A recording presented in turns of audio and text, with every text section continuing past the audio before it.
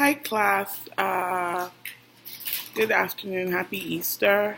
Sorry for the background noise. It's my aunt's birthday today, so it's busy around the house. Anyway, so my global issue project that I am discussing today is education, and most importantly, education on a lower level, that is middle school, elementary school, in both developed and underdeveloped nations. So we start by saying what is the importance of having education as the front runner in our country and in our countries and our democracies worldwide. So think about it this way, that everybody's putting emphasis on higher education, kids going to college, kids getting great SAT scores, but there are no kids if we do not educate the lower level, if we don't make it mandatory for kids in underdeveloped countries and developed countries to be in school, being elementary school, middle school, complete throughout high school, there will be no kids to actually transition into colleges. An article from the Global Citizens have a barometer which they can calculate how the implementation of education is present in children in Africa.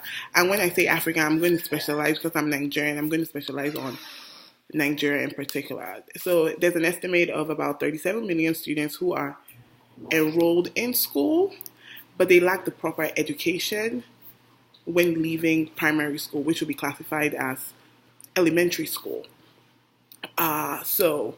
And this is because the teachers are narrowly trained, or just because there's not enough funding for teachers to actually do their job, so they don't really care about the students, and they're not putting their all into educating the kids and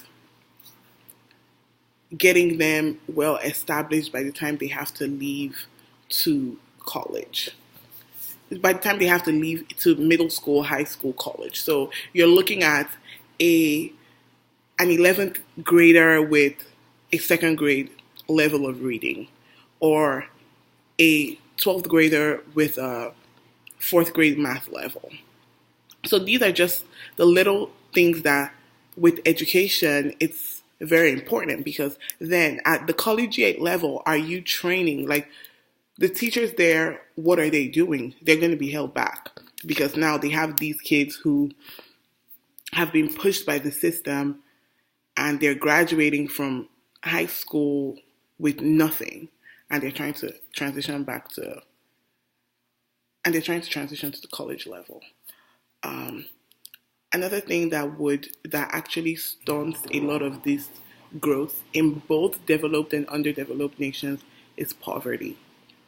So the inner city kids, for example, here in America, the inner city kids, they don't have access to books, they don't have access to computers, they don't have access to well-established libraries that they can go and enhance their knowledge, read up on stuff, educate themselves during their free time. So everything that they're getting from is from school. Now, if your school is in a district in a poor district that lacks funding, so those books that you're supposed to be getting at schools, those tools and instruments that you're getting at schools is not there. So they're already shorthanded. They're already at a deficit now. And this is for a developed nation like America that we live in and has access to a lot of things. But where they're poor, in these poor neighborhoods, that's where you see the disparities between how much money can do in a neighborhood. Now, when you go down to a third world country like Nigeria, where there are indeed a lot of poor people, the poor class is actually high. These kids they don't even have the basic necessities like food, water, shelter. So going to school is a luxury. So they rather go look for money so that they can help their families, their siblings, rather than going to school to go learn math, English, social studies, and be something and become something other than petty traders. So poverty has also held them back because they can't go to school and make money. It has to be one or the other. So that is also what I think that a lot of times we kind of sweep it under the rug that if we give aid, which was another thing that came up where people say, oh, we've given aid to a country, them themselves can help their country better their education.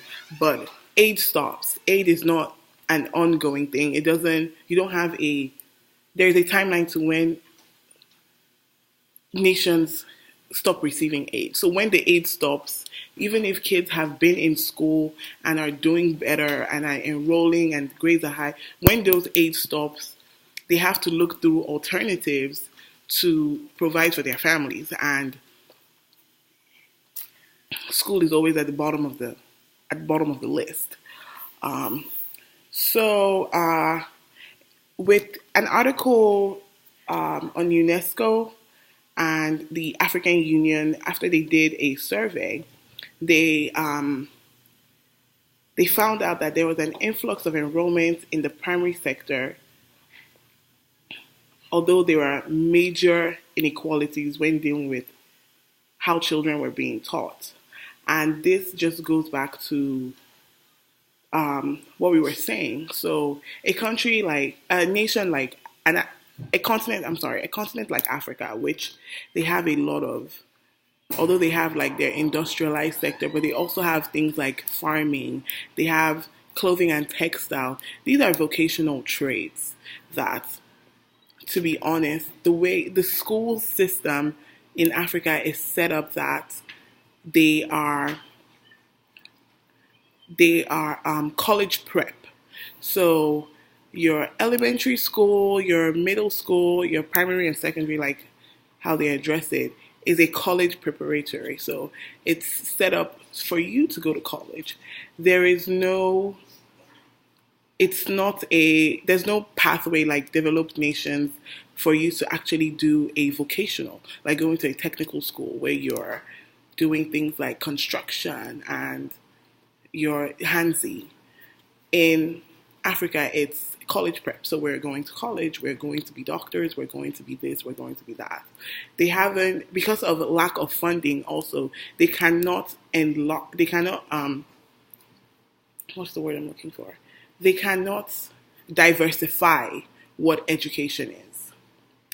And again, most of the people in the higher sector, since they want their nation to succeed, they do not feel that a vocational job or a technical job can input the economy of the nation, which is what the UN, UNESCO, and the African Union, after a series of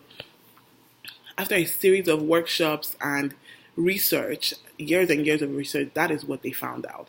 There was a clear disparity with kids who came out of the secondary sector and wanted to do a vocation and wanted to do trading and farming and all the things, and they lacked the education to do that. So that's also a form of education, a form of problem in our education system in Africa that we have to work on. Now, in America, they are avenues, and they are programs by which you can either do a college prep route or a vocational route, but it all bottoms down to the people who need it. So the inner city kids who need this diversity, they do not have it because they don't have access to it. They have to go to a different school in a different county that offers that. Their county schools don't offer the ability to do this or that because there is not enough funding. So if you notice, when it comes to education, there's a constant thread of funding. So we can do X, Y, and Z if this, that, and that. We can do X, Y, and Z if there is this, and that money. We can do this, and that if it all boils down all the time to money. Yes. Moving on to my next point. In a lot of underdeveloped countries, just because of them being at a disadvantage, we have seen the poverty barrier taking a new step, which they have decided to have a sex-based system by prioritizing education of boys over that of girls. And the article on humanitarian.org expresses how that can be extremely detrimental to our community. A lot of African countries like Zimbabwe, Egypt, and what have you have prioritized the education of male children over that of female children. It can also be seen in countries. It can also be seen in countries like Saudi Arabia, Iran, Iraq, those Middle Eastern countries. Saudi Arabia actually has a deal with the United States where they send their male students, after graduating high school, they send their male students to American universities to get the education and come back. They don't do that with their female students. This is because they believe that if push comes to shove, the men will deliver before the women. They have bottomed women down to basic cooking and cleaning, and that's what they are good for. Which, if you notice the Me Too movement and the Women's March, that is a stigma that us women are trying to break. That is a stigma that we are trying to say that we are equal. We are fighting for women equality. We're fighting for women's rights. And it trickles down to the kids because it is there. There is research to prove it. In my annotated bibliography, you will see all the articles that I had listed just to prove that this is not a one and done. This is a constant thing that is present in a lot of countries, and they validate those reasons as to why they do that.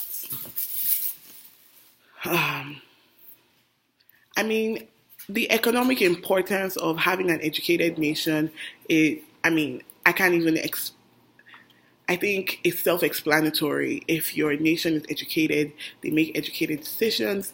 Their finances,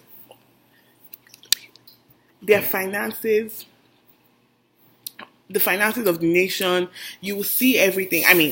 The government will be booming. Everything would be going great. With an educated nation, there are little or few things that would be present in. Okay, hold on. There are little or few things that will be a disadvantage to a nation that has majority of its citizens educated. That's for one. When tackling education, I would definitely use more of a democratic form. The Lewin's leadership style is definitely one that I will use. And this is because it gives every member of the team, every member working on this global issue, a say. But the leaders who have had extensive years and training in dealing with education and how to implement structure in education will make the final decisions, but they are able to hear everyone's opinion and advices and really not limit themselves. which I think is what's going to help, because I feel like it's always been a boys' club. They all make the decisions. They don't take other people. They don't take other people who have come out of this type of mess, or who are products of nations who do not have better education. So they actually have a first-hand knowledge as to what is going on. So I think that's the leadership skill I will use, and I think that will work perfectly when dealing with both underdeveloped and developed nations when talking about education. And I hope you guys learned something a little about education in Africa. And if you have any questions, just feel free to comment. Thank you, and have a blessed day. Happy Easter, everyone.